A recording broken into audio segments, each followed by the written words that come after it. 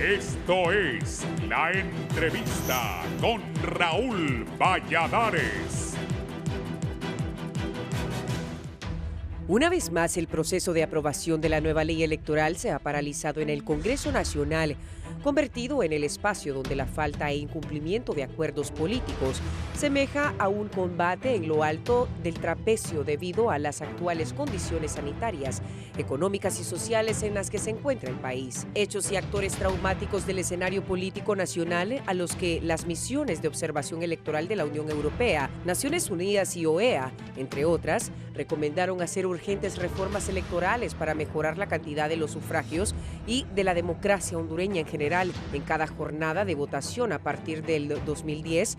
Con el golpe de Estado de 2009 de fondo, se ha remarcado en la necesidad de dotar al electorado de mejores herramientas de expresión política democrática como la segunda vuelta, el voto electrónico y la ciudadanización de mesas electorales. Pese a la demanda social, las reformas electorales siguen en el vagón de cola, aunque en nutridas caravanas migrantes, en el descontrol de la pandemia, en la pérdida de fuentes de empleo y trabajos por las secuelas de ETA e IOTA, cada día Honduras se desangra. El jueves anterior, la banca del Libre y parte del Partido Liberal se levantaron de la sesión legislativa virtual, después de que sus diputados denunciaran que la bancada oficialista quería aprobar una ley electoral que nadie negoció. Horas antes, las tres bancadas completaron, aprobaron y acordaron suspender el tercer debate tras meses de empanadas y superar el escollo de la conformación de mesas electorales, cuota económica del voto para partidos pequeños y la posibilidad de voto y voz a los suplentes. Tomás Zambrano, secretario del Legislativo, sostuvo que la retirada del Libre es parte de una doble agenda para estropear la posibilidad de ir a elecciones internas y elegir a su candidato presidencial en una asamblea. Había acuerdos para aprobar y discutir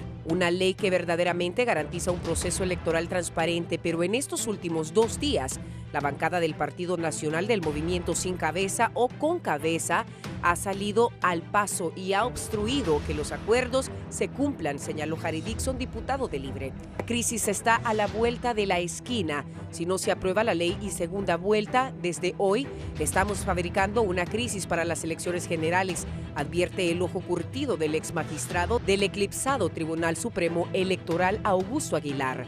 Se ha empezado a fabricar una crisis política desde ahora y podríamos padecerla no necesariamente después de las elecciones, apunta Aguilar, un psiquiatra de profesión.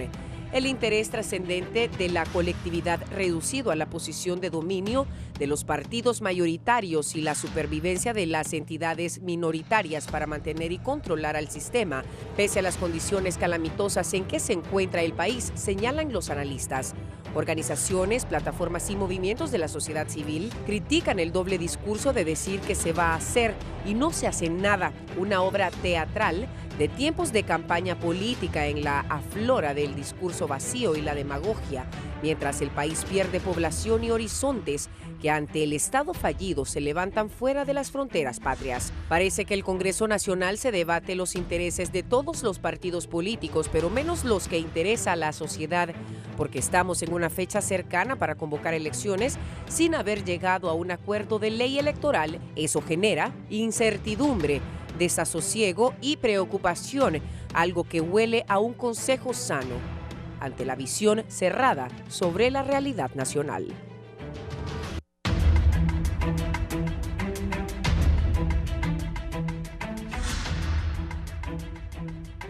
Buenos días, gracias por estar con nosotros en la entrevista de Canal 11, iniciando esta semana. Hoy es lunes 18 de enero.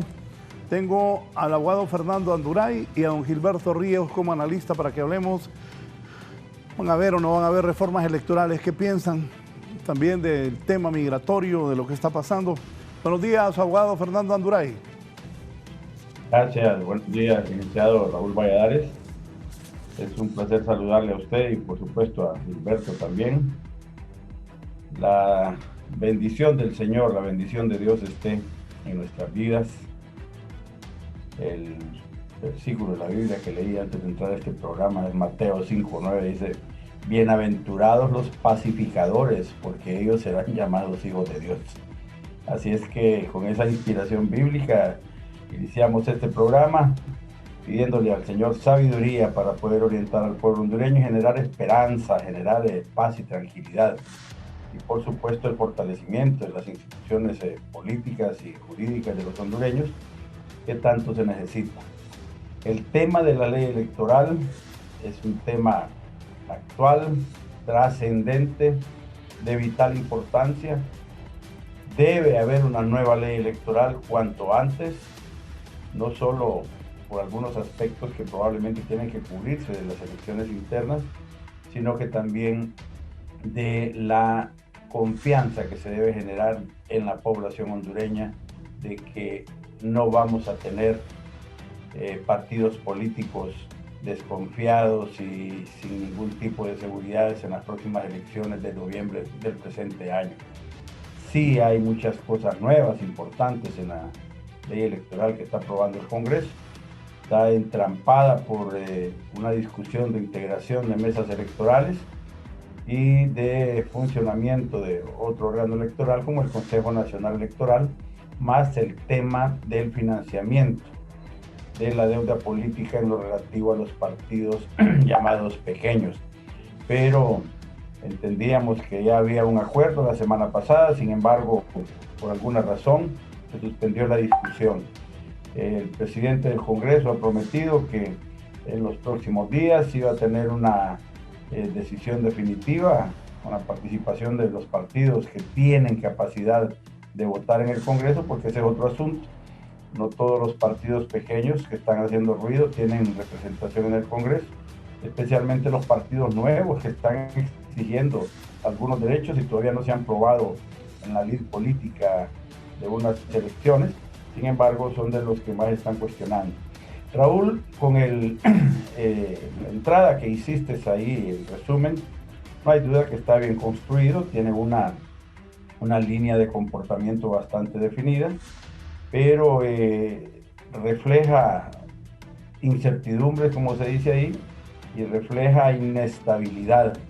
Yo creo que deberíamos también buscarle el lado positivo al asunto, en el sentido de que ya consideraríamos un 97 y un 98% de los contenidos de la ley aprobados, y que ese 2% que hace falta no sea la razón fundamental de la base de la introducción que hemos hecho hoy en Canal 11. Yo creo que sí hay muchas cosas buenas por rescatar y que estamos a las puertas de que se apruebe esta nueva ley electoral. Gracias, abogado, por haber aceptado la invitación. Don Gilberto Ríos, bienvenido. Es un gusto que esté con nosotros, del Partido Libertad y Refundación, de los hombres fuertes de la nueva corriente. Gilberto. Buenos días, Raúl. Muy alegre por estar en Canal 11 nuevamente. Muy agradecido por su invitación. Un saludo a don Fernando García, a don Fernando Anduray. Yo les digo a mis amigos que este ya es un clásico que nos tenemos con don Fernando, más entretenido que Olimpia Maratón. Nada más que yo era olimpista, ¿verdad? Yo por unos amigos me iba con el maratón ayer, pero bueno, felicidades a los olimpistas por ese triunfo. Desgraciadamente la situación del país no es para sentirse muy alegre, ¿verdad? Sobre todo por el tema de los migrantes, que, bueno, creció como una bola de nieve, ¿verdad? En los primeros momentos se hablaba de 1,000 personas, 2,000 personas, y luego, gracias a la cobertura mediática, ¿verdad? Que, por ejemplo, este medio ha seguido, pues nos dimos cuenta que a la frontera llegaron casi 7,000 compatriotas, ¿verdad? Que es una enorme masa de seres humanos, ¿verdad? Donde van niños, donde van ancianos, personas que están siendo expulsadas por un país, por un sistema económico, político y social que no tiene al centro al ser humano y que cada vez posterga más esa necesidad de democracia, de tomar en cuenta la opinión de las mayorías y de reformarse, pues, y de cambiar. Yo creo que es la gran aspiración del pueblo hondureño, que el sistema nacional político, económico y social en todos sus ámbitos cambie radicalmente, porque esto está generando pues enormes asimetrías sociales, sostiene un país completamente desigual, sin posibilidad de desarrollarse y totalmente dependiente, ¿verdad?, en lo económico. Esta caravana, pues, es un síntoma, ¿verdad? Es un síntoma más del modelo neoliberal y lo que causa en nuestro país, y es un síntoma más también de la dictadura, ¿no? De la falta de democracia que ha existido en los últimos 11 años en Honduras. Y esto va ligado al otro tema, el tema de las reformas electorales que lo hemos venido pues abordando este año ya en segunda ocasión en este programa, pero que es un debate público permanente, porque, bueno, a mi criterio, en mi opinión, se está generando un nivel fuerte de incertidumbre para desalentar, o en sí mismo se está desalentando la participación electoral. Hay una especie de Vox Populi que dice que con las actuales reglas, ¿verdad? O con el actual ambiente, sobre todo, ¿verdad? Es muy difícil estar animado para participar y eso pues va a generar una democracia aún más débil de la que tenemos.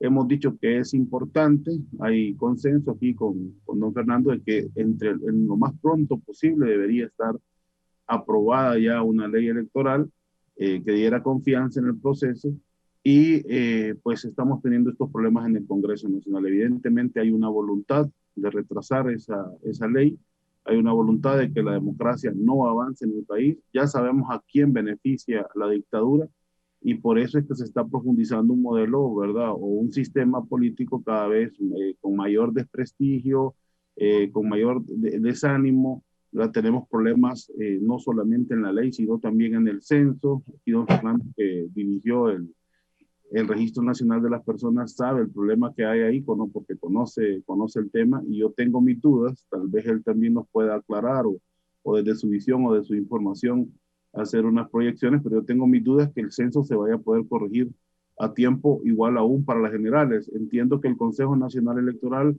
tuvo una manifestación el día jueves, creo, de la semana pasada, en la que hablaba de que ellos iban a asumir la responsabilidad de subsanar las más de 1.200.000 inconsistencias o irregularidades que tiene el censo actual.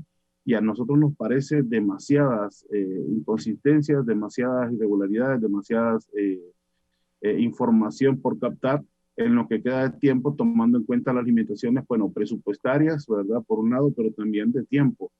Y esto, pues, va aunado a lo que veníamos mencionando de la profundización de la incertidumbre sobre el proceso electoral de este 2021. Para finalizar, quiero decir, ¿verdad? La crisis económica se profundiza, evidentemente, por los efectos de la pandemia, por los efectos de los huracanes del año pasado, también, sobre todo, principalmente, por la mala administración gubernamental de parte del régimen de Juan Orlando Hernández, pero esto también está contribuyendo a que continúe el proceso de descomposición social. Ya llevamos 2 masacres este año, asesinato de choferes, bueno, actos violentos en el país por todas partes, ¿no? Y pues a esto se le va a agregar el ingrediente de la crisis política, desgraciadamente, cada vez más evidente si no se resuelven estos detonadores, ¿verdad? Que podrían estar, tal vez desactivando un poco o postergando o encontrando una solución democrática al problema que enfrenta el país, pero más parece que está en la ruta, pues, de cerrarse más los espacios y que esto genere crisis política, Raúl. Sí, yo cuando miraba que salía ese montón de gente de San Pedro Sula, de verdad me preocupé porque era impresionante. Y esto pasó en Guatemala. Por favor, Eddie.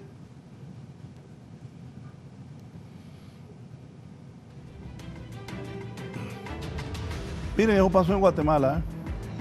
Los hondureños y la policía de Guatemala. Es la realidad que están viviendo los compatriotas que se van. Muchas veces dije que el presidente Yamatei, el doctor Yamatei de Guatemala, iba a poner estos escudos policiales igual en México. Pero la gente igual se va. No sé, sin medir o sin saber, pero una cantidad enorme de hondureños que se fueron la semana pasada y que ahora muchos ya están detenidos ahí en Guatemala, otros no.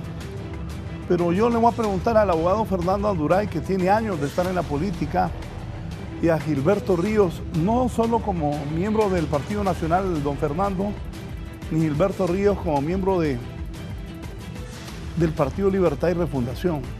Les voy a preguntar como hondureños, ¿qué piensan de esta situación que estamos viviendo?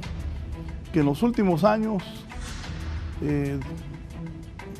no había pasado esto. Fernando, ¿tú qué piensas?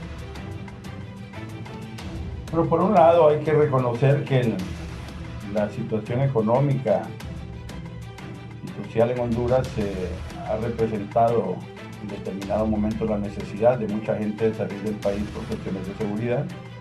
Recuérdense que éramos el país más violento del mundo. Habían 87 muertes por cada 100.000 habitantes en el país.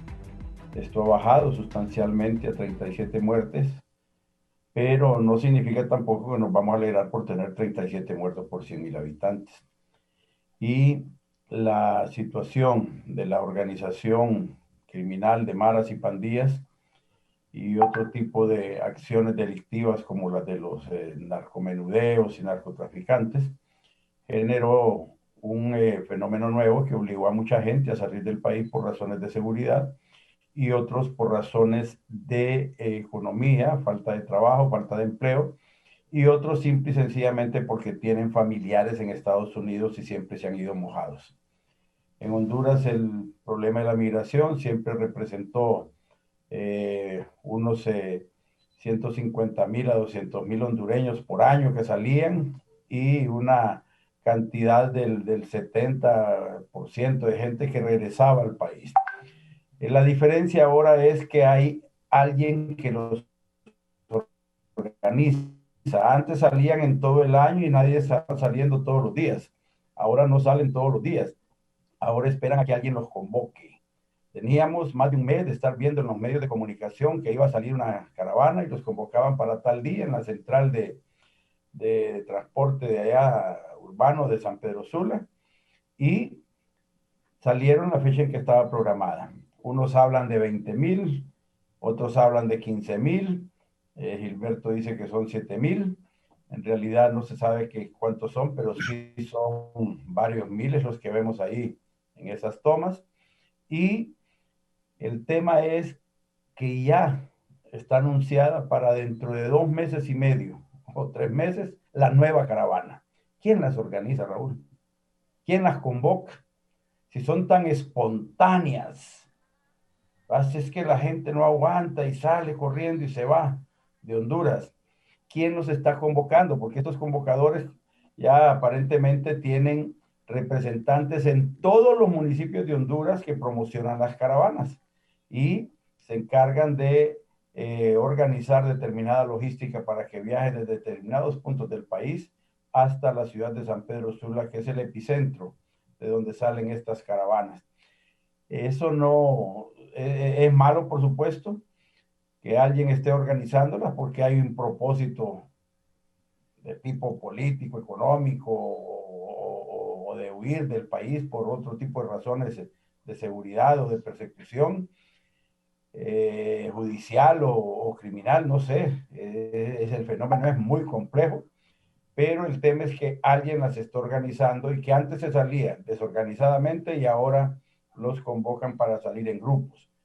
La situación fuera del país es compleja, ya vemos, se está explicando lo que pasa en Guatemala, lo que pasa en México, todavía como que va a ser más duro lo que va a pasar en México cuando lleguen allá y van a retornar al país habiendo perdido valioso tiempo. Como contraparte de esto, escuchamos antes de iniciar este programa al presidente de la República anunciando una inversión multimillonaria del gobierno en temas de emprendimiento para microempresas y pequeñas empresas. Ese es la otra cara del problema. Solo hablar de la crisis y de la situación precaria que viven los hondureños no se vale. También hay que hablar de los esfuerzos que está haciendo el gobierno, porque en una forma no muy clara, Gilberto, cuando hace su exposición, habla de todas las cosas malas que considera que el gobierno está tratando de hacer y le dan una intencionalidad al presidente de querer generar una crisis política y una crisis económica y una destrucción total de la institucionalidad del país para que esto sea un fracaso. Yo quiero decir que el presidente Juan Orlando Hernández, el Partido Nacional y todos los nacionalistas no estamos interesados en que el país fracase. Al contrario, entendemos que para ganar las próximas elecciones debemos tener suficientes razones y obras y cosas buenas que exhibirle al pueblo hondureño como para que vote por nosotros. El tema de que la oposición política está enfocada directamente en resaltar lo que ellos consideran que es malo, que es fracaso permanente del gobierno, no significa que eso sea verdad, porque el pueblo hondureño está recibiendo la acción del gobierno directamente en temas, por ejemplo, como la pandemia, en temas, por ejemplo, como la reconstrucción y la reparación inmediata que había que hacer con estos temas de los huracanes y las crisis que probablemente vienen de tipo climático. Es decir, hay una parte, una necesidad del pueblo hondureño que el gobierno está tratando de enfrentar y que necesita la colaboración de todos los hondureños. Y aquí nosotros, en lugar de decirle a la oposición, miren, fracasemos o tienen razón ustedes, hemos fracasado, el mensaje de nosotros es distinto, es unámonos. Honduras necesita al Partido Libre, al Partido Liberal, a Salvador Narrala, al Partido Nacional, a su gobierno, a todos juntos trabajando para reconstruir Honduras. Pero si la campaña política va a ser de confrontación directa para decir que todo ha fracasado o que tiene que fracasar para que salga el Partido Nacional, no estamos interpretando todas las causas de esa situación económica, política y social que se está viendo reflejada en temas como el de la caravana. Falta conciencia, falta incrustarse y ubicarse en la necesidad del pueblo hondureño. La necesidad de hacer fracasar el sistema del Estado de Derecho para instaurar un socialismo en el país no es causa justificada ni suficiente para que hagamos que el gobierno fracase con todos los esfuerzos que está haciendo. Son gigantescos los esfuerzos, son decenas de miles de hondureños que trabajan para el gobierno y que trabajan para el Partido Nacional, que trabajan diariamente tratando de ayudar a que el país se restablezca, especialmente en el interior del país. Y aquí, Raúl, sí quiero amarrar el tema político directo.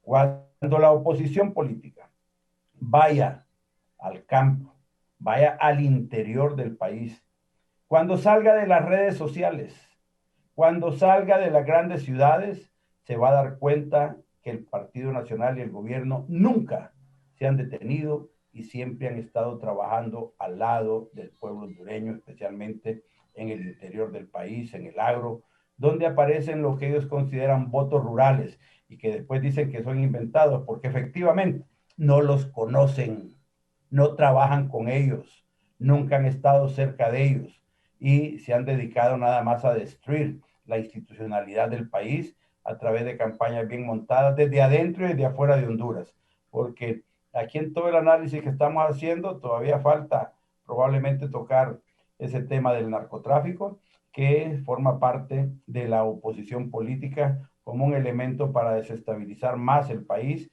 y sabemos que hay una guerra enorme contra el narcotráfico en el país, pero la oposición se ubica en el lado y que más le conviene para tratar de desprestigiar al gobierno de la República y al presidente de la República.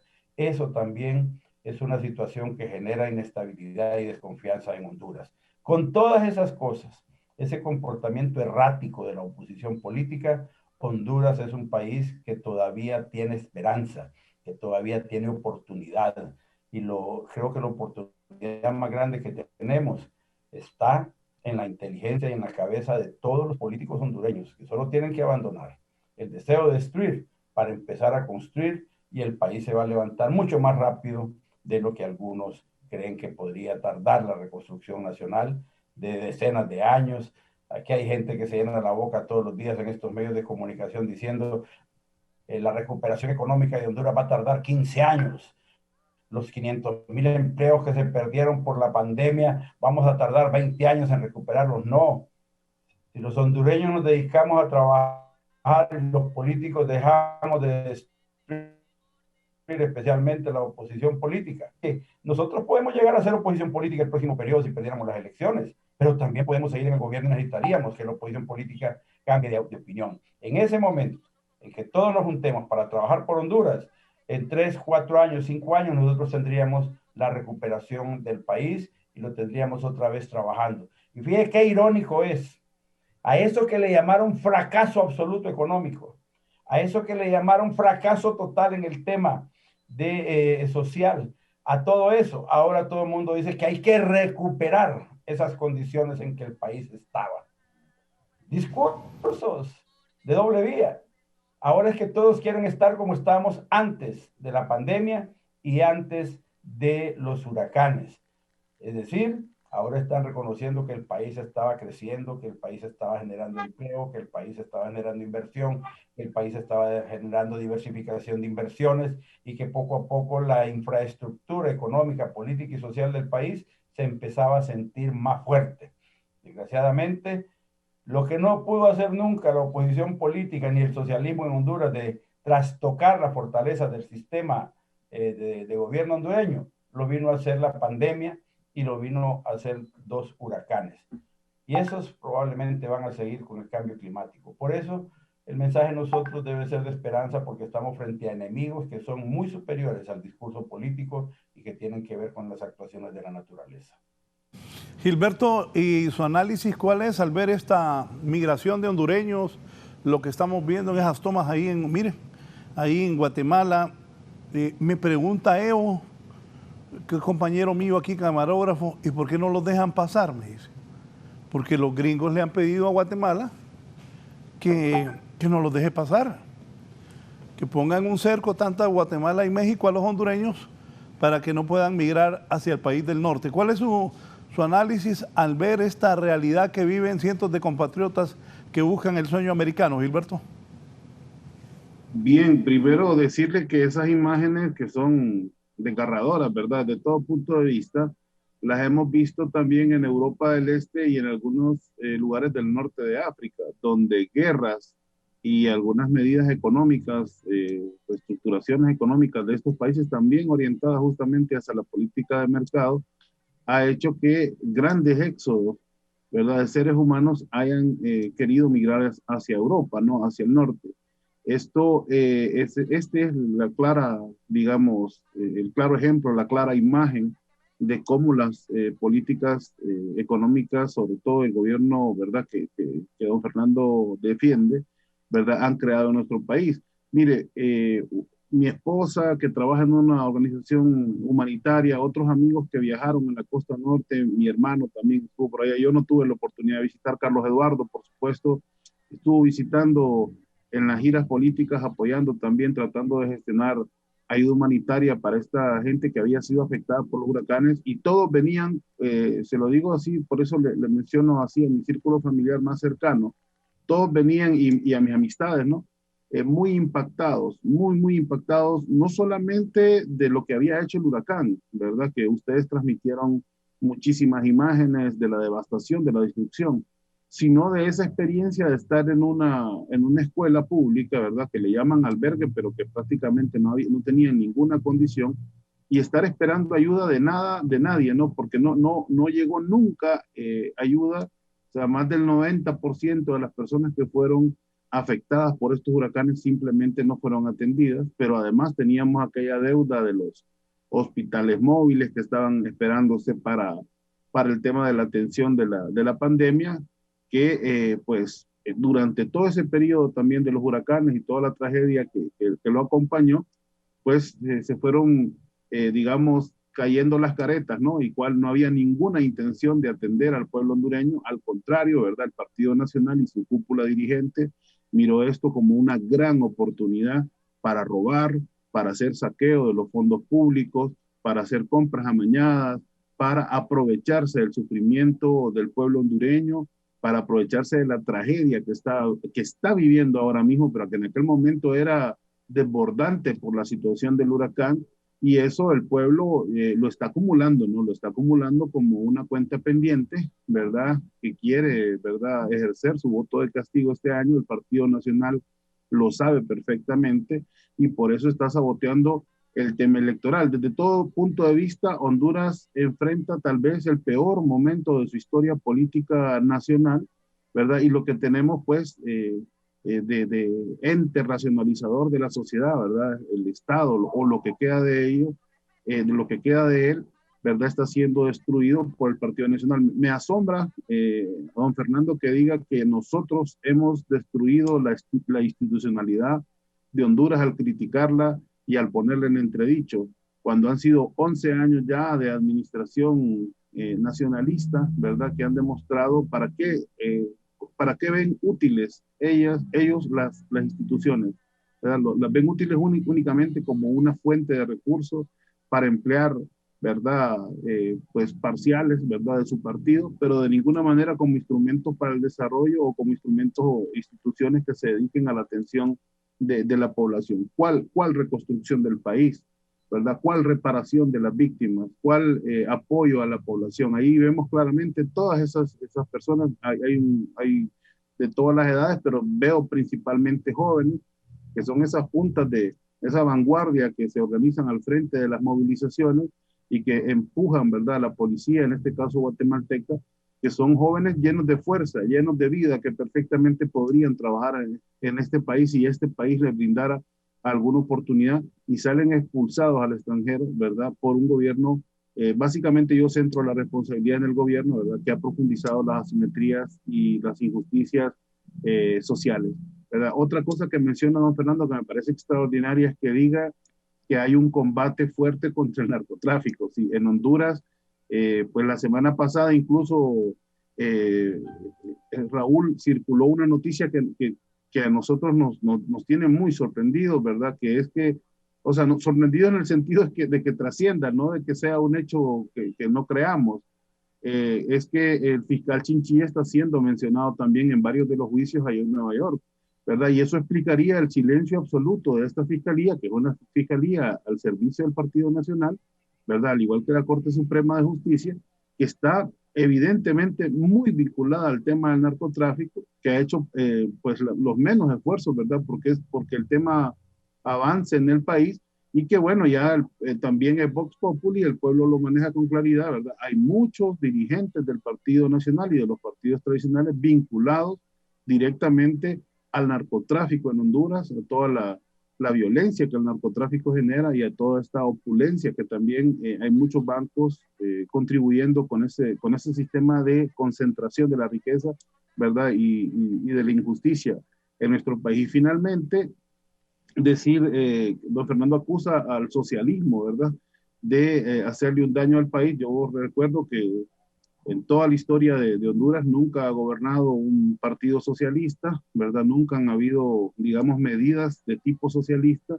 Las medidas del gobierno del presidente Zelaya fueron medidas de un gobierno democrático, social, ¿verdad?, con una política fuerte en lo social, pero no de carácter socialista. Aquí no hubo expropiaciones, ¿verdad?, de las grandes empresas. Yo sí les digo, en un gobierno socialista de verdad deberían expropiarse muchos bancos en el país, ¿verdad? Deberían, porque muchos de ellos han hecho su capital de manera ilícita, no todos, no la totalidad, ¿verdad? Pero casi todos los bancos de Honduras están vinculados al tema del lavado de activos, del narcotráfico, están penetrados por el crimen organizado, y eso un gobierno socialista no dudaría ni un segundo en expropiarlos, en crear una banca nacional, en hacer otras medidas que cambiaran radicalmente esta situación que tiene nuestro país. En cambio, por ejemplo, el Partido Libertad y Refundación pide para todo reformas democráticas para aumentar la participación popular, para aumentar la opinión, la visión sobre el país, para que todos participemos en un cambio social, de una visión completamente democrática, ni siquiera ligada, digamos, a ese estigma de lo que podría ser el socialismo en Honduras. Entonces sí quería aclarar esos señalamientos que hace don Fernando, porque están totalmente fuera de la realidad. Permítanme, solo voy a hacer una pausa comercial para continuar con mis invitados de esta mañana, el abogado Fernando Anduray y el analista Gilberto Rivera. Una pausa y continuamos.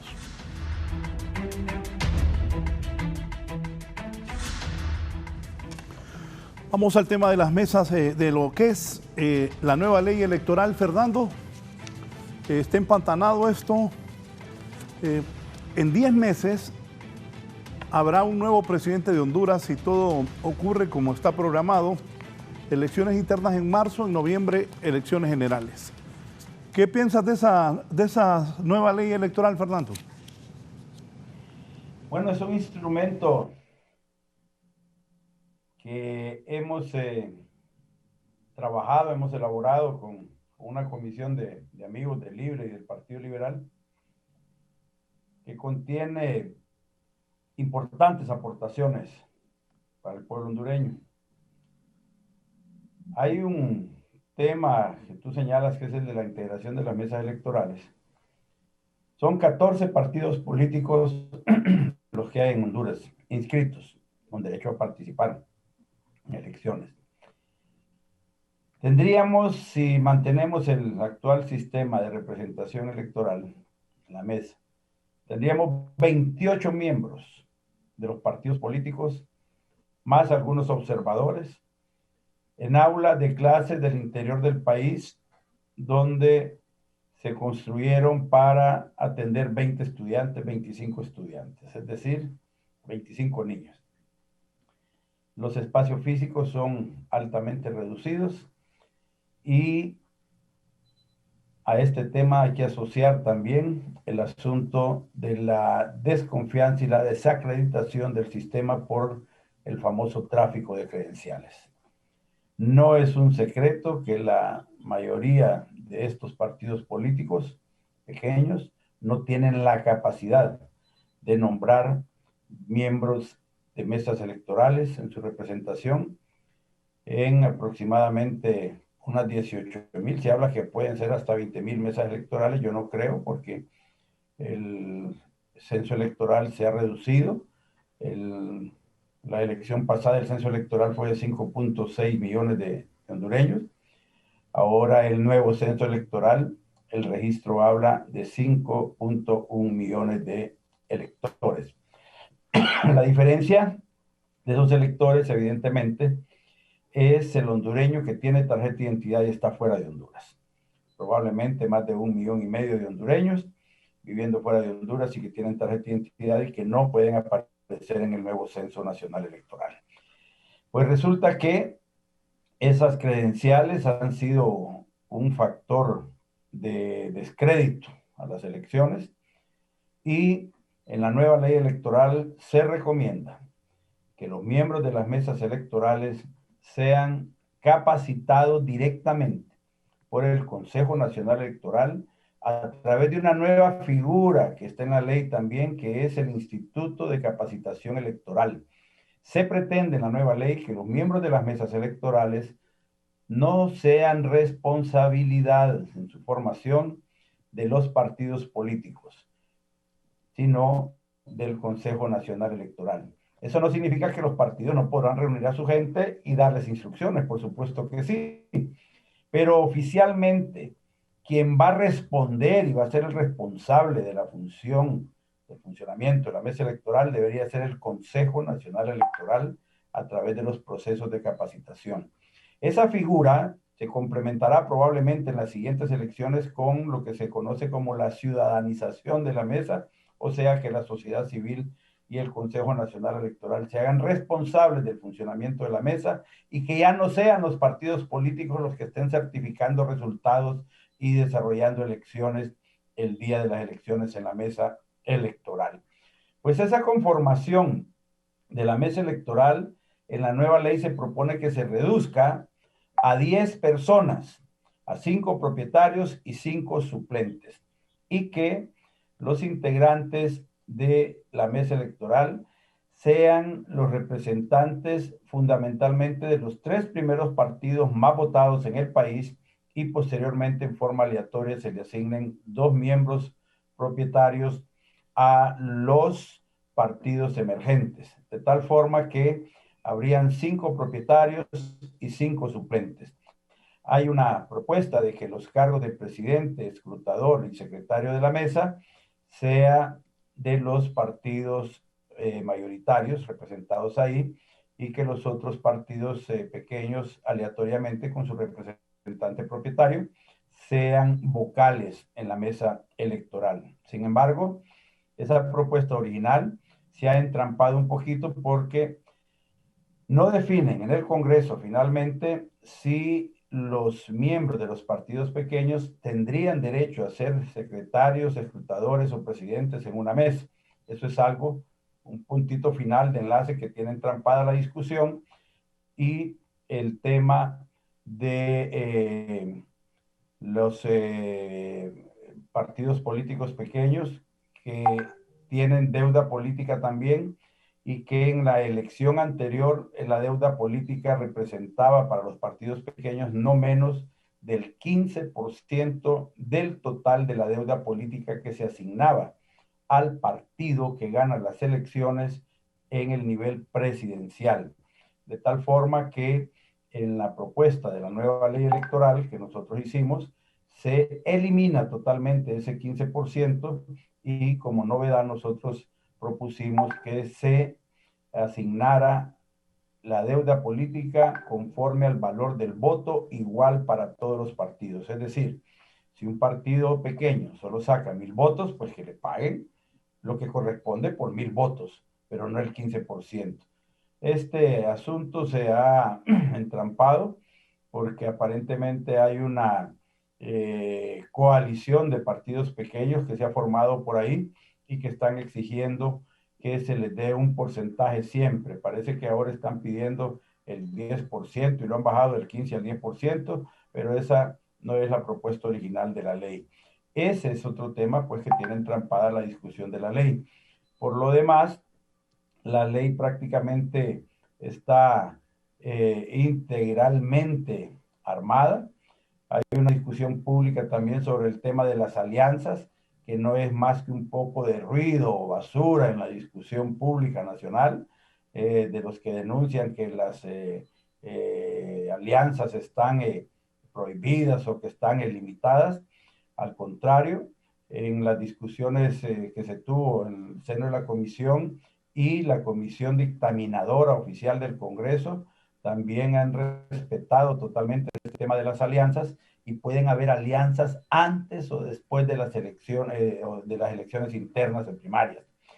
Después de las elecciones primarias pueden conformar alianzas todos los partidos que quieran, en todos los niveles que quieran, si solo en el nivel presidencial o totalmente o parcialmente, limitadamente, como quieran hacer sus alianzas, las pueden hacer después de las elecciones internas y primarias.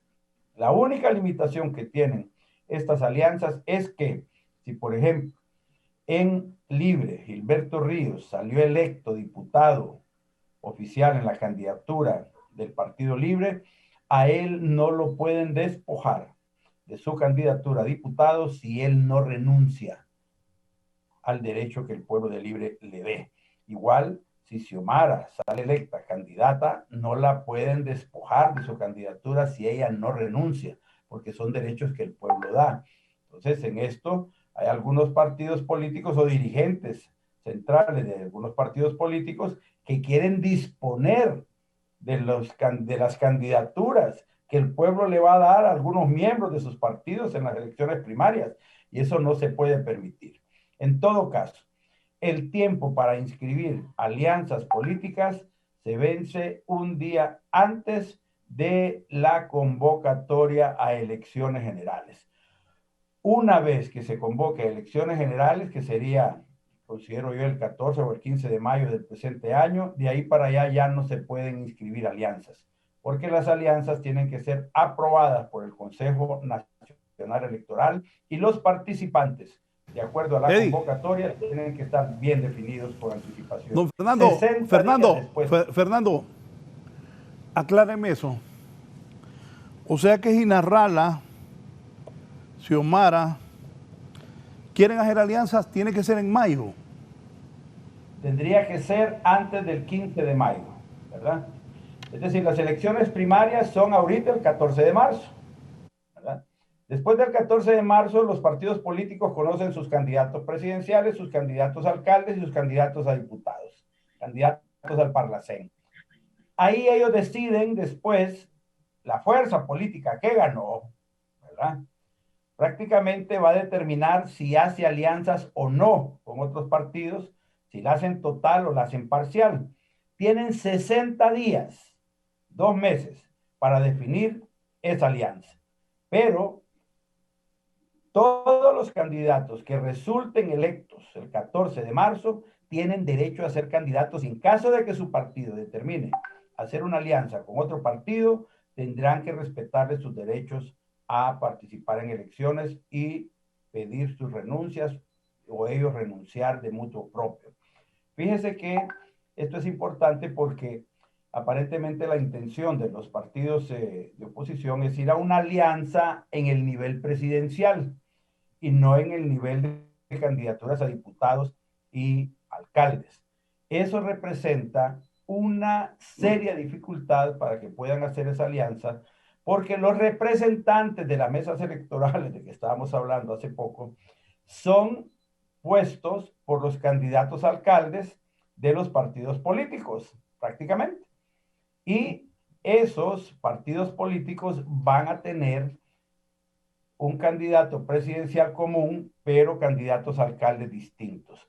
Ya eso representa una desconfianza y un nivel de confrontación interna, lo que podría ser esa alianza. O sea que en un momento determinado, dentro de la campaña electoral, muchos diputados deciden salvarse solos porque el candidato presidencial que quede, evidentemente, va a querer que los diputados de su partido que él representa sean los que queden. Y eso ya significa una confrontación y una desigualdad dentro de la alianza. Y en este tema, Raúl, yo quiero señalar que la oposición política es víctima de su propia cultura de la desconfianza, de la desacreditación y de la destrucción. No pueden sentarse en una mesa a discutir porque desconfían el uno del otro. Desde 2009, que debieron haberse juntado y conformado esa alianza, a lo que han venido es construyendo desconfianza, fuera de esos partidos y dentro de los partidos. Y si no, dígame, ¿usted cree que Nasralla confía en Mel Zelaya? ¿O que Mel Zelaya confía en Luis Zelaya?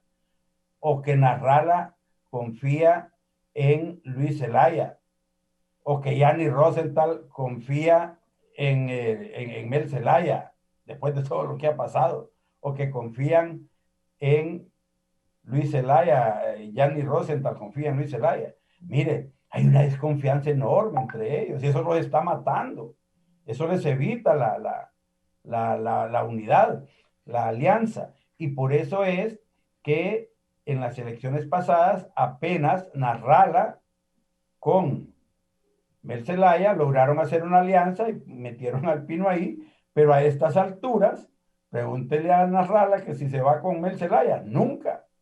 La desconfianza es enorme y las acusaciones y las denuncias fueron enormes. Bueno, Nasralla terminó diciendo que Mel Zelaya le había vendido las credenciales de Libre al Partido Nacional. Es una locura. Esos son los resultados de andar generando la cultura de la desconfianza, la cultura de la duda, la cultura de la destrucción. Todo ese tipo de comportamientos humanos internos en cada ser humano les pasan factura. Hoy están desconfiando unos de otros porque así se armaron, así tienen años de estarse formando políticamente y no pueden hacer otra cosa más que desconfiar y criticar y dudar del otro. Por eso es que no pueden hacer esa alianza. Pero bueno, volviendo al tema, en la ley electoral, Raúl, ahí están muchas cosas importantes en esa nueva ley electoral. Otro aspecto fundamental es el del sistema de transmisión de resultados. A mí me preocupa que los partidos Libre, el Partido Liberal, reclamaban, ¿verdad?, nuevos órganos electorales. Se les dio. Tienen un Consejo Nacional Electoral donde el Libre y el Partido Liberal se pueden poner de acuerdo, toman decisiones.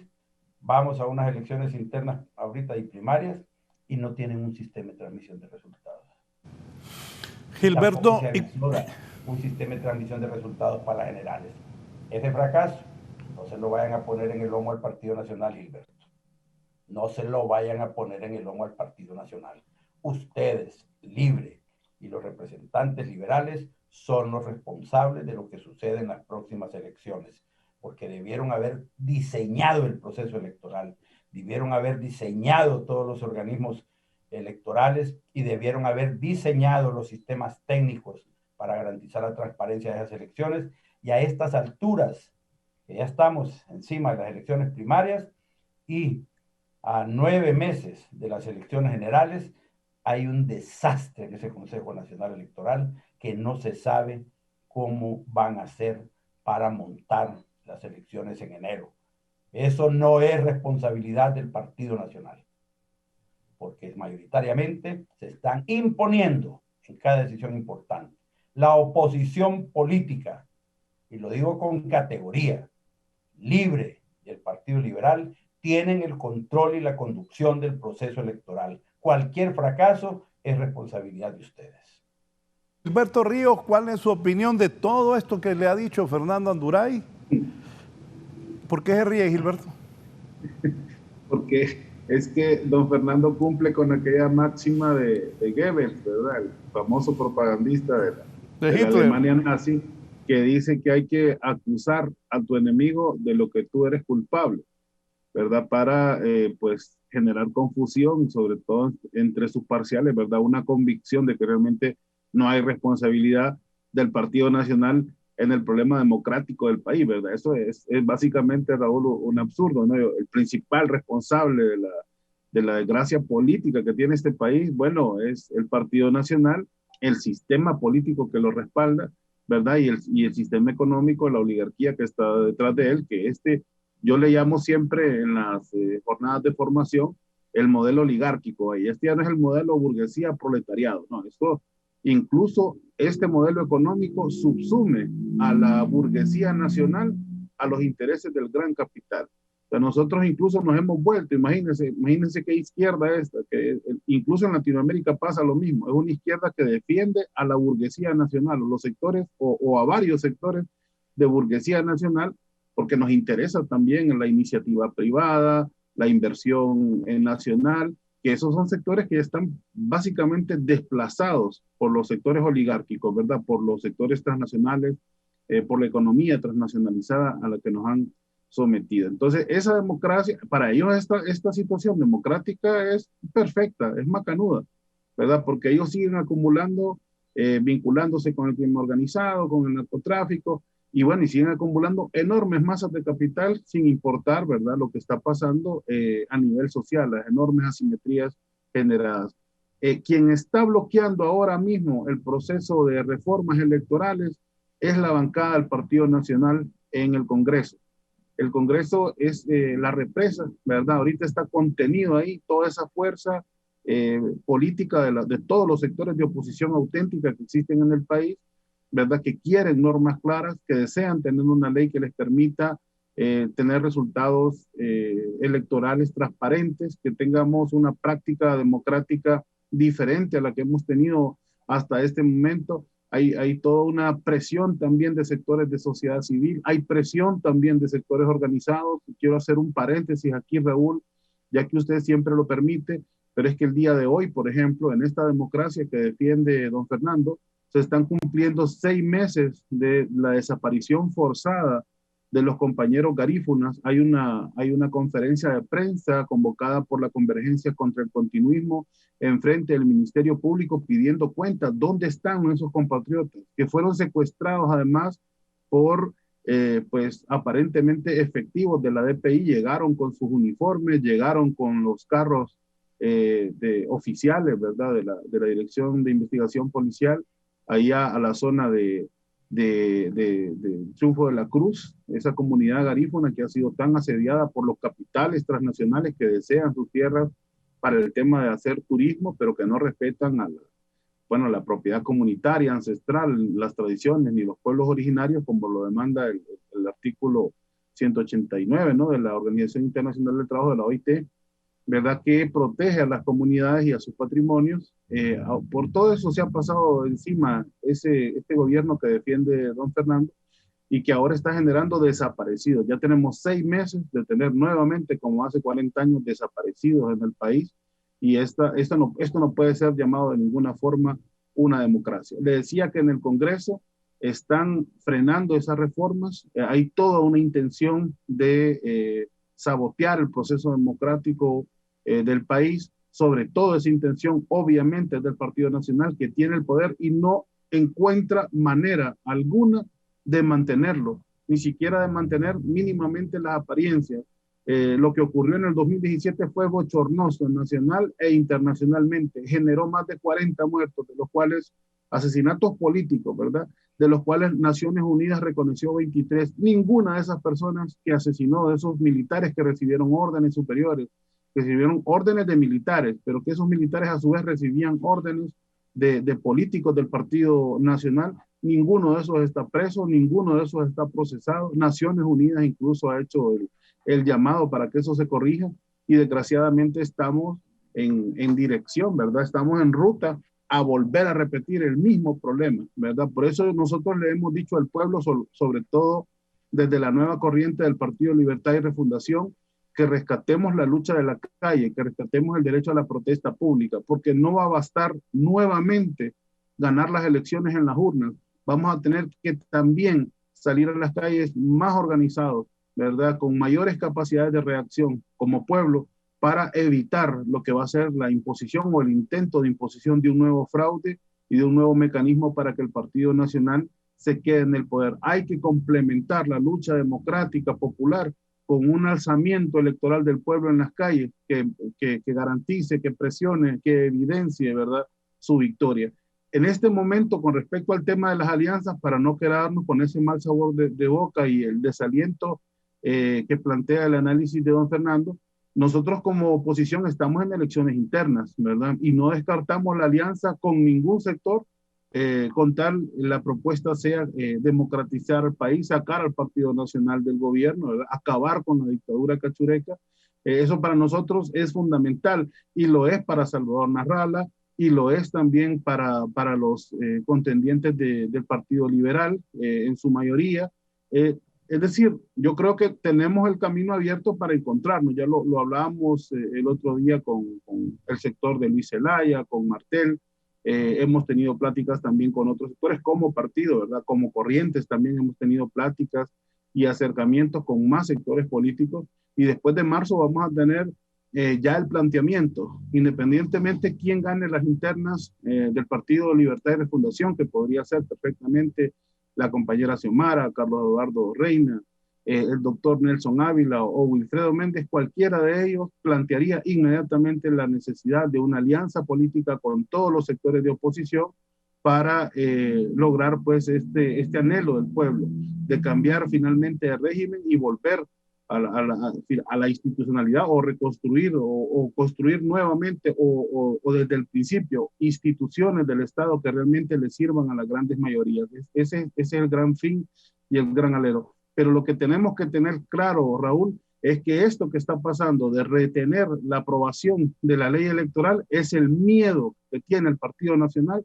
de generar transparencia del próximo proceso, de generar certidumbre del próximo proceso, porque eso significaría su fin. Si hay democracia en Honduras, el Partido Nacional no tiene oportunidad de ganar el próximo proceso electoral, no importa cuánto usen de la chequera del Estado, de la chequera del Fondo Monetario Internacional, que perfectamente les presta, ¿verdad?, para que ellos también lo utilicen en campaña, como lo ha hecho el Banco Interamericano de Desarrollo, y habría que ver si con el Banco Centroamericano de Integración Económica o con otros organismos financieros también tienen tratos profundos, porque sin duda esos organismos están vinculados a los graves casos de corrupción en nuestro país y de perpetuación también de este sistema político que mantienen el oprobio a las grandes mayorías en Honduras. No es fácil el camino democrático que tenemos de frente, no es fácil lo que nos va a tocar este 2021 como fuerzas opositoras, ya sea del ámbito social o desde el ámbito político, pero no es opción postergar esta batalla que se nos viene. Hay que organizar al pueblo, hay que elevar los niveles de conciencia social, hay que rescatar la protesta pública, hay que participar democráticamente,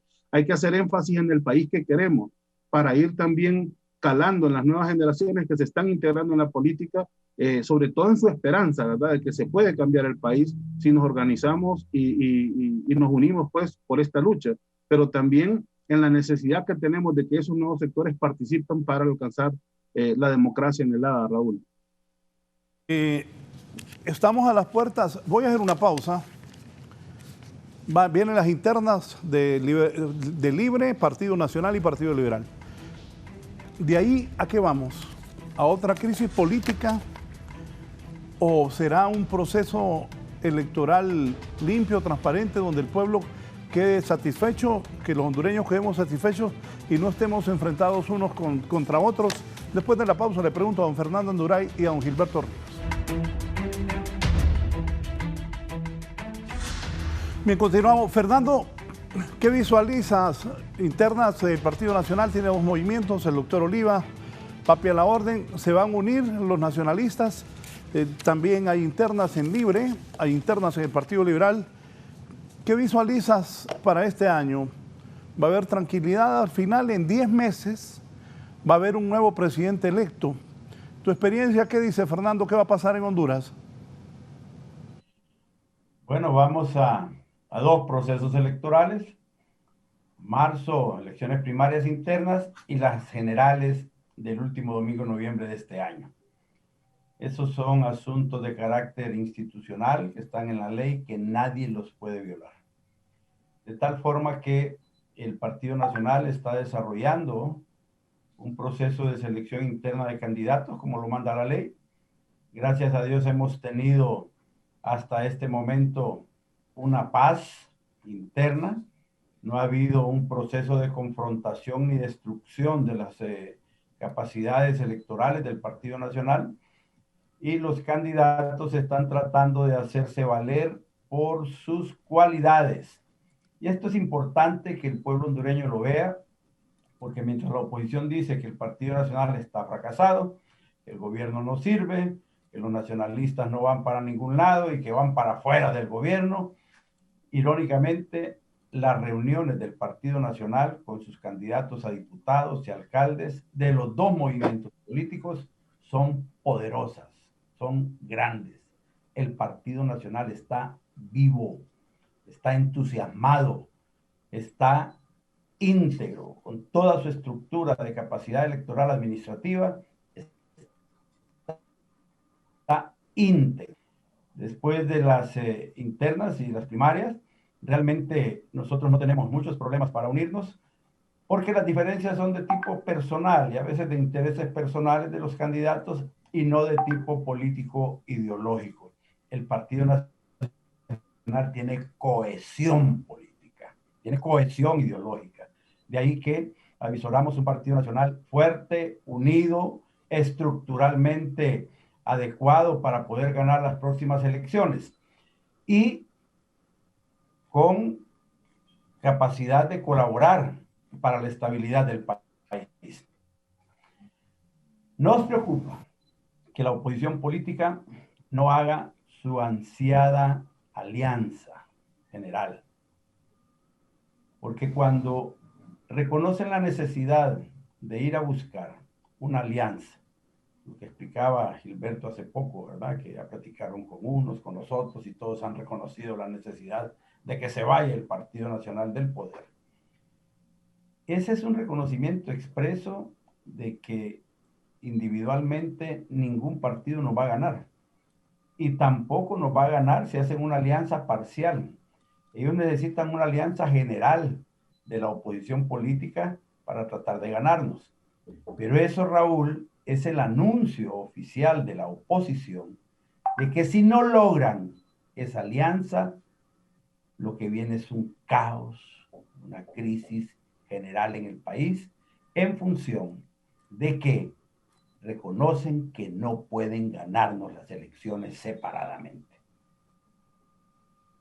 La paz y la tranquilidad de Honduras, en realidad, depende de que la oposición política sea capaz de darnos una alianza para ir a tratar de ganarnos las elecciones en noviembre. Si no consiguen esa alianza, está anunciada la crisis. O sea, como no van a poder ganar individualmente, entonces se van a dedicar a destruirlo todo y a evitar que hayan elecciones. Y ese es en parte el problema que hay en este momento.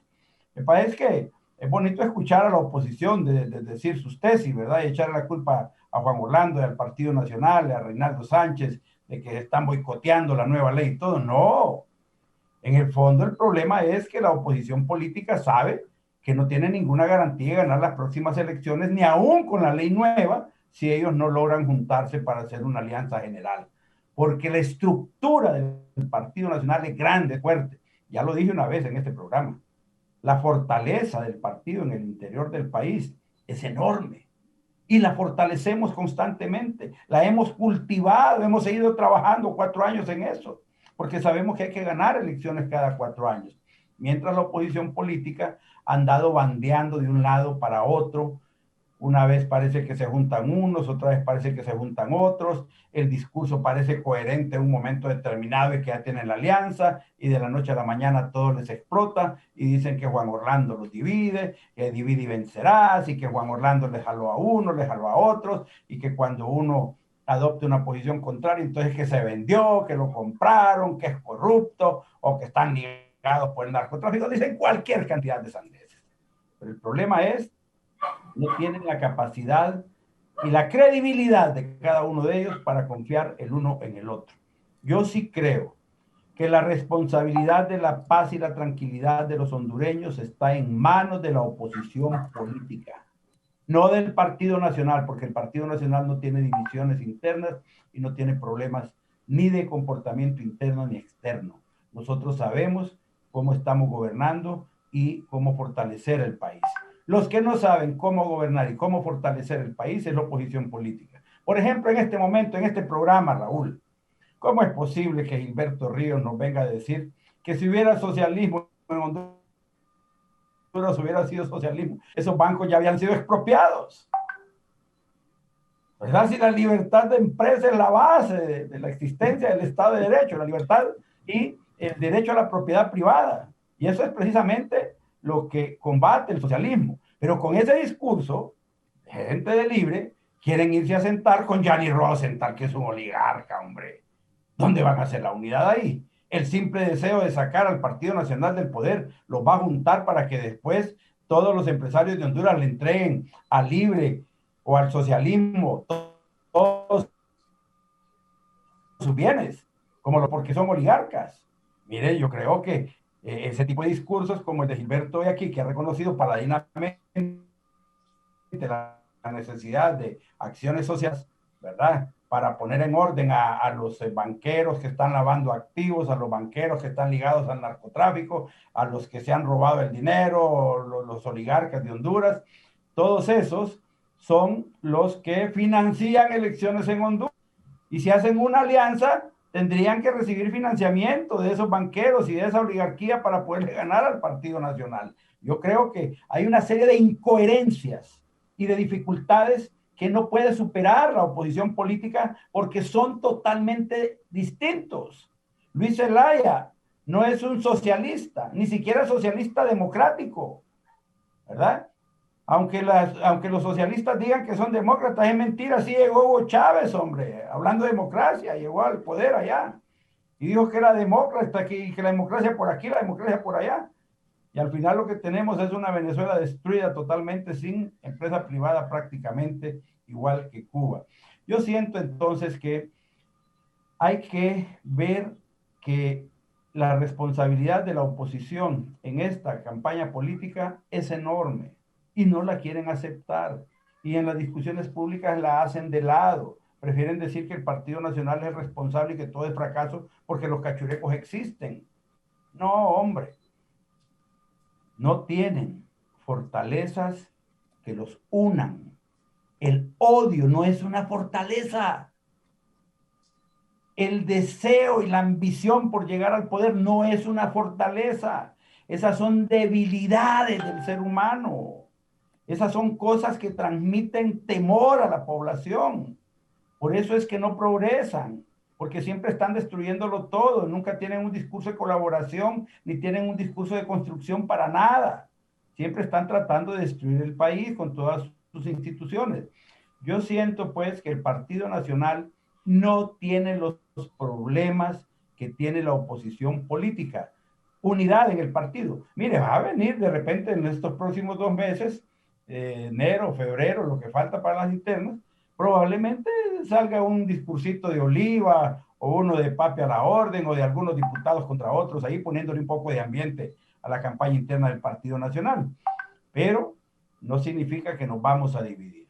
Nosotros estamos claros que la paz y la tranquilidad de Honduras y temas como el de la lucha contra el narcotráfico y contra el crimen organizado que ha costado tantas muertes en el país, no puede quedar en el aire.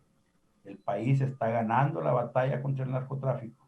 El 87% de la droga que salía de los países sudamericanos a Estados Unidos pasaba por Honduras hace 7, 8 años. Hoy los gringos certifican con sus instituciones que el 4% de esa droga es lo que pasó por Honduras el año pasado. ¿Qué significa esto? Que poco a poco estamos ganando la batalla. Todo ese montón de gente que está allá enjuiciada en Estados Unidos, toda esa gente es producto de la lucha contra el narcotráfico que hay también aquí en Honduras. Que los agarraron afuera o que se fueron, pues se fueron huyendo por la persecución y por las condiciones que ya no eran propias para que funcione ese negocio en el país. En ese tema deberíamos estar unidos todos y no tratar de decir que es que el presidente es el gran narcotraficante y que por eso en Honduras hay narcotráfico. No tiene sentido. No tiene sentido que los narcotraficantes huyan de Honduras y que le echen la culpa al presidente de ser narcotraficante. Hay una contraposición en todas esas cosas que no construyen, destruyen. Ahí estaba un candidato de un partido político diciendo que Mel Zelaya, que Juan Orlando y que Yanni Rosenthal se habían juntado para ver cómo anulan la ley de extradición y que Juan Orlando vuelva a ser candidato a la reelección. Mire, esa es la oposición política. Esa es el tamaño y la calidad de la oposición política. Destruir nada más. No hay ninguna propuesta de construcción por el país. No es Gilberto diciéndole a los bancos que les va a dar todos sus bienes y que van a desaparecer con un gobierno socialista, como la oposición va a construir esas alianzas que necesitan para derrotar al Partido Nacional en las próximas elecciones. Con ese tipo de declaraciones y discursos le hacen un gran favor al Partido Nacional porque fortalecen sus capacidades de lucha para las próximas elecciones. Don Gilberto. Cafecito les paterique ahora. Salud. Don Gilberto, ¿qué responder a todo esto que le he dicho a Anduray? No, mire, yo le voy a repetir a don Fernando la tesis del socialismo democrático. Nosotros creemos en la iniciativa privada, creemos en la inversión, en el libre mercado regulado por un Estado fuerte, no con un Estado coludido con las grandes transnacionales, con el interés foráneo y en este caso también con el crimen organizado y el narcotráfico, y además coludido, o mejor dicho, su principal acción, ¿no? La del saqueo del Estado de Honduras, en este caso, que ha sido la principal labor del gobierno del Partido Nacional. ¿Verdad? No hay crecimiento económico, lo que hay es polarización de la riqueza, ¿verdad? Esto, pues no tengo que ser un cientista en la parte económica ni nadie de los que nos está viendo o escuchando para saber la crisis que estamos enfrentando. Ya viene el nuevo, yo no sé si a don Fernando le molesta esto, porque ya viene el nuevo incremento del ¿cómo se llama?, de la energía eléctrica, por ejemplo, ¿verdad? Que eso es un dolor de cabeza para todos los hondureños y hondureñas que trabajamos para salir adelante y para mantenernos, porque toda la vida es está creciendo, ¿verdad? La factura, y toda la vida es un incremento y no incrementan de la misma manera los salarios. Entonces, nosotros, quiero establecer una cosa, nosotros creemos, ¿verdad?, en muchos de los beneficios, digamos, del libre mercado, siempre y cuando, como lo demuestran los países industrializados, siempre y cuando hay un fuerte control del Estado. En el caso en particular que me toca defender siempre, de Venezuela, de Cuba y de Nicaragua, yo quiero decir que la prosperidad económica que había en el gobierno de Chávez y parte del gobierno de Nicolás Maduro, de eso se habla muy poco, ¿no? El crecimiento con distribución de la riqueza. Había un estudio del año 2016 en el que decía que el 98% de los venezolanos comían 3 tiempos de comida al día o más, ¿verdad? Sus niveles económicos de su acceso a vivienda, que han construido más de 3,5 millones de viviendas, no 262 casas como le hacen la gran fanfarria a Nayib Bukele en El Salvador, sino 3,5 millones de casas regaladas para la población sin distingo de partido político, por el déficit habitacional que asumió el gobierno de Nicolás Maduro resolver. O sea, el bloqueo económico, el robo de los activos del gobierno y el Estado venezolano,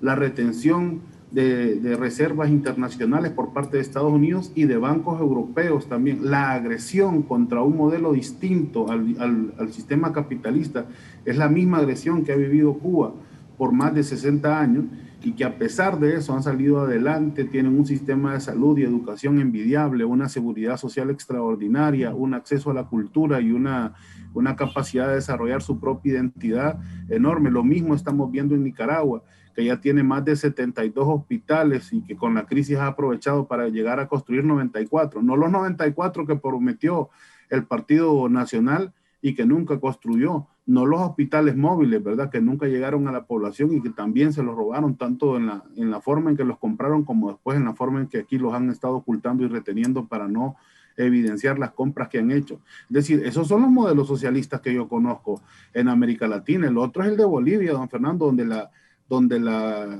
burguesía boliviana creció durante todo este gobierno de Evo Morales y ahora el gobierno de Luis Arce.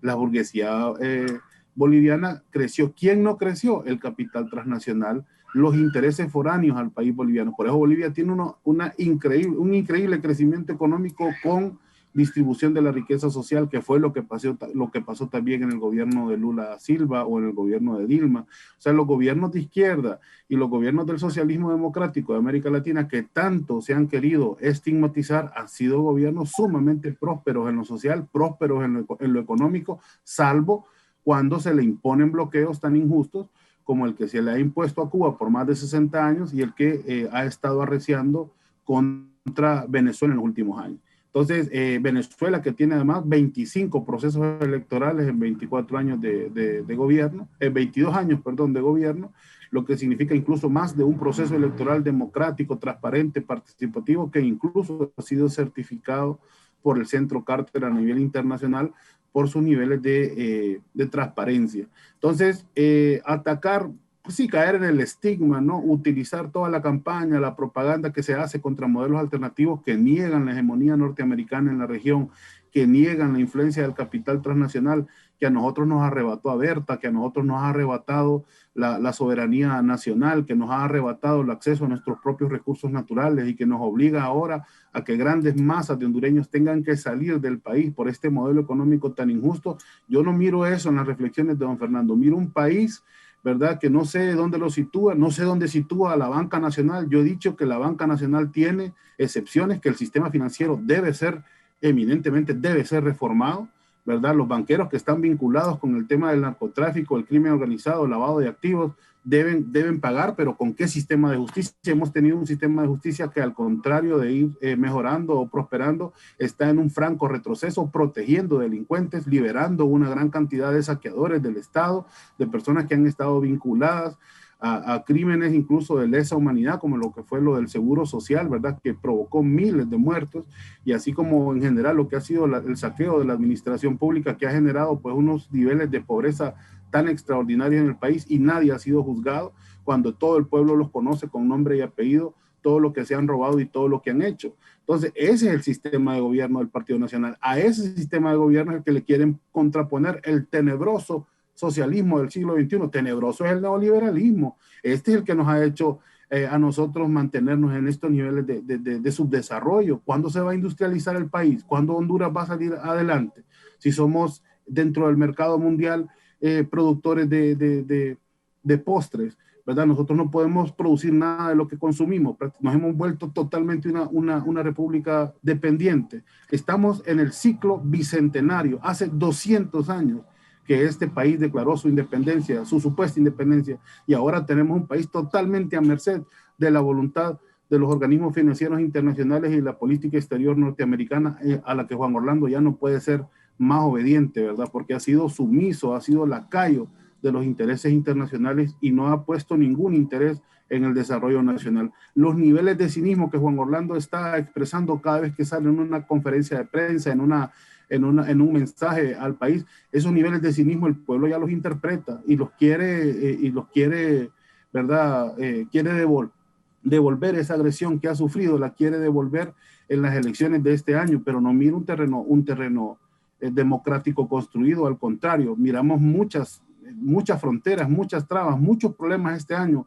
Yo no soy optimista, Raúl, me parece que vamos a tener problemas. En lo que soy optimista es en la fuerza que tiene este pueblo, en sus capacidades de organización, en que sabemos que solos podemos ganar las elecciones. En eso no se confunda, don Fernando. Ya hemos ganado las elecciones con Xiomara, las ganamos en el 2013 y las ganamos bien y se impuso un fraude electoral. En alianza, ustedes mismos supieron, tuvieron que admitir el día de las elecciones que habían perdido y después inventaron los famosos votos rurales que nadie cree en ellos, ¿verdad? Que fue una gran farsa de Corrales Álvarez, ¿verdad? Que también un periodista, ¿verdad? En un medio de comunicación se prestó para que se creara esa versión de los votos rurales, que es por lo que estamos viviendo esta situación. Y luego la embajada norteamericana, que también hay que decirlo con nombre y apellido, en este caso la teniente Fulton, con un mandato expreso del Comando Sur norteamericano, fue a certificar el fraude electoral del Partido Nacional, porque a ellos les interesa que este gobierno que está a favor del narcotráfico se mantenga en el poder, porque los norteamericanos son los principales beneficiados de que este sigue siendo un país de tránsito y ahora también de consumo de droga. Entonces hay que aclararle al pueblo hondureño quiénes son nuestros enemigos, y cuando hablamos de socialismo del siglo XXI, o cuando hablamos de socialismo democrático, o cuando hablamos de cambiar el neoliberalismo, de lo que estamos hablando es de prosperidad y no de pobreza, como lo sugiere don Fernando. ¿Quién gana las elecciones internas, Gilberto? Ya para despedirnos, estamos ya finalizando. ¿Quién gana las internas en Libre, Gilberto? Vamos creciendo con Carlos Eduardo Reina. Me parece que la nueva corriente es prometedora. Si gana Xiomara, si gana Will, si gana Nelson Ávila, igualmente vamos a ser felices, pero sin duda vamos a ser más felices si Carlos Eduardo Reina gana las internas, porque sabemos que tenemos muchas más posibilidades con él de ganar las generales, Raúl. Gracias, don Gilberto Ríos. Don Fernando, su resumen final. Fernando, ¿con quién vas? ¿Con Oliva o con Papi? Con el que gane. Componete, Fernando. Entonces... No se complica. No se complica, don Fernando. Hoy yo planteé públicamente. Hoy es Olimpia, ¿verdad? Gracias, Gilberto. Fernando. Bien, yo creo que vale la pena hacer un poco de catarsis política, como se dice. Hoy hemos tenido aquí una discusión en la que hay posicionamientos de tipo político-ideológico. Mucha gente dice que esto no debe convertirse en una competencia entre izquierda y derecha, pero evidentemente por más ribete que le pongamos a las cosas, unos somos demócratas y otros son socialistas o comunistas, ¿no? Al final el pueblo debe tener los ciertos, ¿verdad? Porque si le creemos a Gilberto todo lo que dijo, entonces esas filas de venezolanos comprando combustible o consiguiendo agua, o esos escenarios de los supermercados vacíos, o esas situaciones de gente falleciendo en las calles por falta de salud, o el pueblo huyendo de Venezuela también. Entonces todo eso es mentira, porque él dice que el 98% de los venezolanos comen 3 tiempos al día. ¡Hombre! ¡Qué barbaridad! Ese es el socialismo. Ese es el discurso del socialismo, totalmente contrario a las realidades que viven estos países. Y fíjense bien, cuando él habla de una burguesía interna, está hablando de los nuevos ricos en los países socialistas que le quitaron a la empresa privada sus bienes y se quedaron con ellos. No es cierto. No construyeron nada. Falso. El socialista es bueno para generar riqueza con el pisto ajeno, con el dinero de las grandes empresas, con el dinero de los inversionistas. Se lo quitan y lo agarran y lo destruyen, y cuando ya lo destruyen empiezan a echar la culpa a los Estados Unidos. O sea, ese es el discurso tradicional de estos países. Pero bueno, en Honduras no hay un gobierno socialista, espero que no lo haya, ¿verdad? Yo sí quiero reflexionar sobre la necesidad de paz que tenemos en Honduras. Hay una cantidad de cosas enormes que hacer para que el país vuelva a recuperar su capacidad productiva, milagro. Desgraciadamente no tenemos los grandes inversionistas extranjeros, ni somos un país con grandes capitalistas aquí, como para industrializar el país, ¿verdad? Tenemos muchas deficiencias estructurales que poco a poco tendrían que ser solventadas si nos dedicamos a fortalecer nuestras capacidades productivas y la generación de riqueza. Sí estoy de acuerdo con Gilberto en el tema de que lo que se produce, el esfuerzo del trabajo de los hondureños, el dinero que produce, no se puede seguir yendo de Honduras. Yo sí creo que las empresas transnacionales deben tener un poco más de responsabilidad social, reinvertir lo que ganan en sus utilidades para que Honduras pueda crecer. De lo contrario, solo vamos a tener un chorro de pisto saliendo del país constantemente y a muchos empresarios hondureños imitándolos. Que muchos hondureños también que invierten y ganan lo ponen fuera de Honduras porque tienen miedo a Gilberto que vaya a ganar las próximas elecciones, ¿verdad? No quieren que venga el socialismo en el país. Con esa amenaza, el país cada vez es más pobre. Yo creo que vale la pena intentarlo. Hay que hacer ajustes en el país para que haya justicia social. Estamos claros. Porque el país sí estaba creciendo económicamente, pero el beneficio del crecimiento económico no se miraban en la reducción de la pobreza en los niveles en que debería reducirse. Eso significa que el dinero se está quedando en un lugar en donde no produce el beneficio que debería producir. Yo en eso estoy de acuerdo, Gilberto. Hay cosas en las que deberíamos trabajar juntos los hondureños, porque ha habido demasiado abuso y los niveles de corrupción han sido impresionantes, pero desde el punto de vista histórico, no exclusivamente de los gobiernos del Partido Nacional, que ahí es donde está el enfoque equivocado. Yo sí creo, y repito, que la paz y la tranquilidad de Honduras depende en gran parte de que la oposición política logre la tan cacareada alianza política. Si no hacen una alianza, van a seguir viviendo la realidad propia de cada partido, de que no tiene el tamaño adecuado para ganarle al Partido Nacional las elecciones. Esa selección de 2013 que dice Gilberto que la ganaron con Xiomara, Narrala dice que la ganó también, Narrala dice que sacó 3 millones de votos y que lo quitaron, Xiomara dice que tenía 2 millones de votos, ahora eran 5, o sea, no le quedaba ni uno al Partido Nacional. Yo siento que hay que poner las cosas en su dimensión correcta. Vamos a resolver el problema de Honduras y vamos a construir unas elecciones transparentes. Estamos tratando de justificar que hubo o que no hubo fraude en las elecciones anteriores. Se trata de construir confianza y en esto yo le pido responsabilidad a Salvador Narrala, a Luis Zelaya, a Mel Zelaya, a Gilberto Ríos, a Carlos Eduardo Reina, a todos los que tengan que sentarse en una mesa de discusiones para que hablen de Honduras, que tengan algo que los inspire, pero que no sea el odio. Si una cosa buena los inspira, la alianza vendrá. Si el propósito es construir, generar esperanza y desarrollo, no hay duda que construyen alianza. Pero si el propósito es satisfacer odios, si el propósito es satisfacer envidias, si el propósito es sacar provecho, si el propósito es el poder por el poder mismo, si el propósito, Gilberto, es que un montón de corruptos que ya estuvieron en el gobierno regresen al poder a través de esa alianza, no tiene sentido, no la van a poder construir. Yo creo que si no se construye, y lo repito, Raúl, porque yo he analizado y trato de encontrar una razón diferente, pero si la alianza no se conforma, los partidos van a quedar del mismo tamaño que son. Y ese tamaño no les ajusta para ganarle al Partido Nacional. Y aún haciendo la alianza total, el Partido Nacional va a hacer su estrategia para tratar de ganar esas elecciones. ¿Qué va a ser más difícil? Por supuesto que va a ser más difícil. Que probablemente perdamos, es probable que se pierda si hacen la alianza total.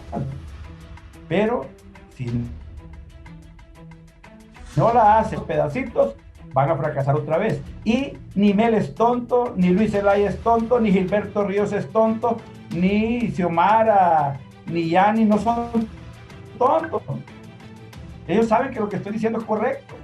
antes de ir a perder las elecciones otra vez, porque no pudieron hacer la alianza, ¿qué van a preferir? Que no hayan elecciones. Desde ahorita empiezan a decir que el Partido Nacional es el que no quiere que hayan elecciones. No, hombre, si en este instante el único que tiene posibilidades de ganar las próximas elecciones es el Partido Nacional. En este momento, el único y reconocido por la oposición política. Porque la oposición política dice que necesitan aliarse para poder ganar. Y el Partido Nacional es el único que tiene posibilidades reales de ganar las próximas elecciones. De tal forma que a nosotros sí nos interesan las elecciones. La oposición política necesita construir la oportunidad de ganar las próximas elecciones y eso está en su alianza. Si no lo logran, van a quedar sabiendo que van al fracaso y antes de van a inventarse cualquier cosa para anarquizar el país y para evitar esas elecciones. Por eso, repito, cuando Bolívar dice que van a haber elecciones, está diciendo la verdad. Cuando Juan Orlando dice que van a haber elecciones, que le entrega dinero, está diciendo la verdad. Cuando Tito Ascura dice que vamos a elecciones y que vamos a entregar el poder al nuevo presidente que esperamos sea nacionalista en enero del próximo año, estamos diciendo la verdad. Los únicos que no dicen la verdad porque no saben si van a poder ganar o no son la oposición política que necesita una alianza. Qué ironía, ¿no? Todos los partidos de oposición dependen de su propia capacidad de diálogo para poder aliarse y tratar de ganar unas elecciones. Háganlo, por favor. Háganlo, que Honduras necesita paz. El Partido Nacional no anda haciendo bochinches en ningún lado. Ni anda haciendo relajos en las calles. Ni anda tratando de destruir empresas privadas. Ni anda tratando de destruir nada. Anda tratando de construir y de luchar por la institucionalidad de Honduras. Un saludo, Gilberto. Siempre es un placer dialogar contigo. Creo que hemos sido dignos adversarios políticos y esa sinceridad de las posiciones que sustentamos sin insultos, yo creo que debe ser ejemplo para el pueblo hondureño y de que el respeto a las ideas es lo fundamental en una sociedad pluralista y democrática como la tenemos los hondureños. Gracias, don Raúl. Buenos días. Buenos días, Fernando Anduray. Buenos días, don Gilberto Ríos. Dice aquí el abogado Urtecho Yamborde. Felicito a Fernando Anduray. Acaba de decir una gran verdad. Si no hay alianza, el triunfo está en la China. Vamos a un rápido resumen noticioso para cerrar la entrevista.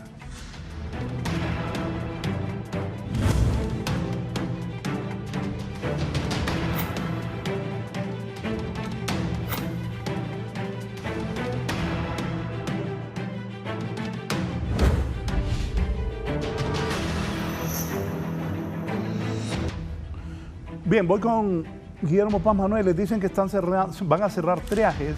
¿Por qué, Guillermo?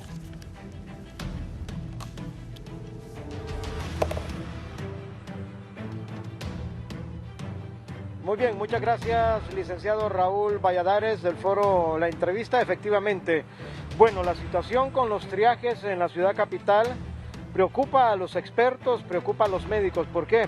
Porque ha trascendido el fin de semana y hoy, esta mañana, que se van a proceder a cerrar triajes grandes, con gran capacidad aquí en la ciudad capital. Para el caso, nosotros nos ubicamos aquí en el triaje del Centro Cívico Gubernamental, que se nos ha dicho ya varias secretarías de Estado que tienen que hacer su traslado de sus oficinas a este centro cívico, están ocupando y necesitando los espacios que está albergando el triaje de estabilización que se ubica aquí en esta zona. Situación similar ocurre con el triaje que está ubicado en el Instituto de Formación Profesional Infop. Ahí lo que pasa, licenciado Raúl Valladares, es que como ya se aproxima las elecciones internas y primarias en el mes de marzo, esas bodegas del Infop donde están los triajes actualmente son ocupadas como el centro logístico de apoyo para los procesos electorales en nuestro país. Y ya el Consejo Nacional Electoral ha solicitado que se les dé estos espacios para poder comenzar a habilitar toda la logística y la organización de las elecciones. También hay un centro de triaje que está ubicado en una de las iglesias evangélicas de esta ciudad capital, que también es uno de los triajes más importantes, y la iglesia está demandando también ya ocupar estos espacios para sus actividades ordinarias de la fe cristiana. Esta situación está preocupando, como le dije, a los médicos, a los expertos y a la misma población que hace uso de estos centros de triaje, porque son centros de triaje grandes, bien instalados, y las personas no saben para dónde van a ser trasladados. La necesidad de la salud con esta situación del COVID-19 realmente es dramática. Hemos visto el enorme incremento de casos en la ciudad capital. En esta hora que hemos estado aquí en este centro cívico gubernamental, varias personas están llegando a recibir atención para que se les hagan los respectivos exámenes. Pero hay una gran incertidumbre sobre hacia dónde van a trasladar estos triajes. Lo decía el fin de semana el doctor Harry Book, que esta situación les preocupa a ellos y ellos demandan también de las autoridades, de otras instituciones, de la presidencial, de la misma Secretaría de Salud, de las autoridades del Consejo Nacional Electoral, dar una solución viable, porque si se movilizan estos triajes de donde están ubicados, donde ya las personas saben dónde están ubicados, que sean trasladados también a otros lugares que tengan facilidad de acceso para que la población pueda acudir rápidamente a recibir la atención médica necesaria. Así está la situación, vamos a estar nosotros pendientes, licenciado Raúl Valladares, sobre la información que puedan dar las autoridades respectivas en torno a que si se cierran estos triajes que les he mencionado, el Infop, el del Centro Cívico y el de otra iglesia grande evangélica aquí en la ciudad capital, que sean trasladados a lugares que sean totalmente habilitados para que las personas puedan llegar de forma masiva a recibir la atención médica. Con estas imágenes del Centro Cívico Gubernamental, vamos a regresar con usted, licenciado Valladares, al foro La Entrevista. Adelante. Gracias, Guillermo. Ojalá que no lo cierren, porque los hondureños siguen muriendo por COVID. Gisela.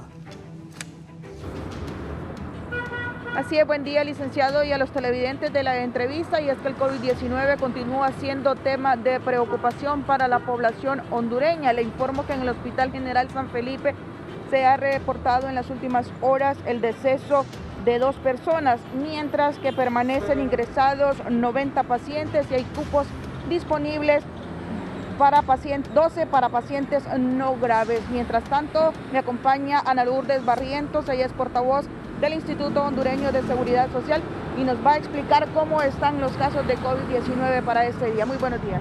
Muy buenos días. Nosotros no tenemos reporte de fallecidos a causa del COVID-19. En el área hospitalaria, que tiene una logística de 103 camas, en este momento solo tenemos 70 pacientes ingresados por sospecha de COVID-19. En una sala de observación, que es como una UCI, donde es la de cuidados críticos de COVID, tenemos 7 pacientes en esta unidad y el espacio, las camas que están ahí instaladas, son para 16 pacientes. Entonces nosotros sí tenemos cupo, más no en las otras patologías que casi se nos está llenando. Tenemos 270 pacientes por otras patologías que no son COVID. Bien, muchas gracias. La licenciada Ana Lourdes Barrientos, portavoz del Seguro Social. Estamos a la espera del reporte de casos de COVID-19 del Hospital Escuela y también del Instituto Cardiopulmonar El Tórax. Ese es mi informe y vuelvo con usted al estudio principal de La Entrevista. Buenos días. Buenos días, Gisela. Giovanni Villalobos, ¿qué pasa con el aborto en el Congreso Nacional, Giovanni? Buenos días, licenciado Raúl Valladares. Ana Lucía Pérez, del Movimiento Feminista de Honduras, su postura en cuanto a esto que ha resurgido del aborto. Bien, saludos al pueblo hondureño, al público de Canal 11, a todas las personas en estudio. Muchas gracias por entrevistarme. Bien, mi postura y de gran parte del movimiento feminista respecto al proyecto de ley de Mario Pérez de reforma del artículo 67 constitucional es en contra.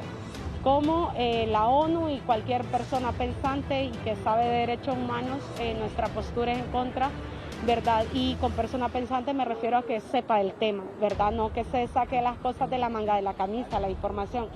Es en contra porque atenta contra la vida de las mujeres más pobres del país. Esto porque sabemos que el aborto, los abortos ocurren todos los días. No es de estar a favor o en contra, sino que ocurren.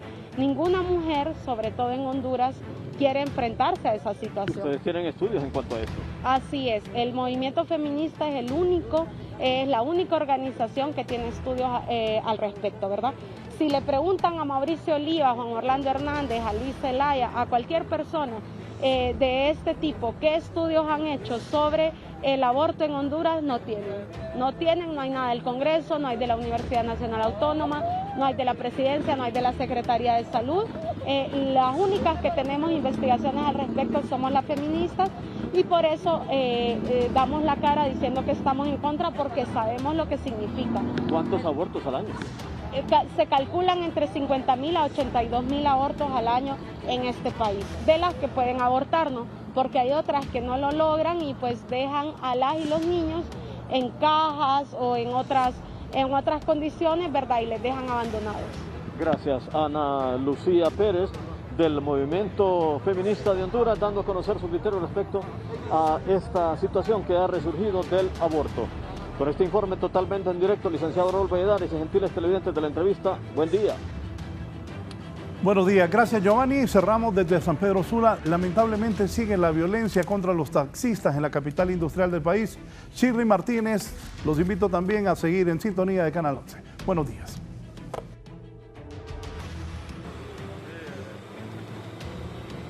Buenos días, licenciado Raúl Valladares, en el foro La Entrevista. Lamentable a esta hora de la mañana informar sobre el asesinato de una persona en el interior de este taxi. Se cree que sea el conductor del vehículo, quien aparentemente las autoridades de tránsito vinieron a inspeccionar en primera persona, ya que creyeron que se trataba de un accidente por la ubicación en la que se encuentra este automotor. Sin embargo, ya al realizar algunas pesquisas se dieron cuenta que había una persona sin vida y con varios impactos de bala. El taxista ha sido identificado como Ricardo Giovanni Castillo, de 50 años, quien aparentemente ya las autoridades han descrito como que algunas personas que venían en el interior y siendo trasladadas por este conductor lo habrían ultimado en una emboscada, y él, al tratar de salvar su vida, pues vino a impactar contra este muro de la colonia Ideal en San Pedro Sula. Ya las autoridades pues están realizando más pesquisas para investigar de quién podría tratarse, ya que se cree también que uno de los pasajeros habría impactado en el vidrio frontal de este automotor. Por supuesto, nosotros nos vamos a mantener alertas a lo que lo puedan declarar las autoridades en torno a este caso. De momento, retorno con usted. Buenos días.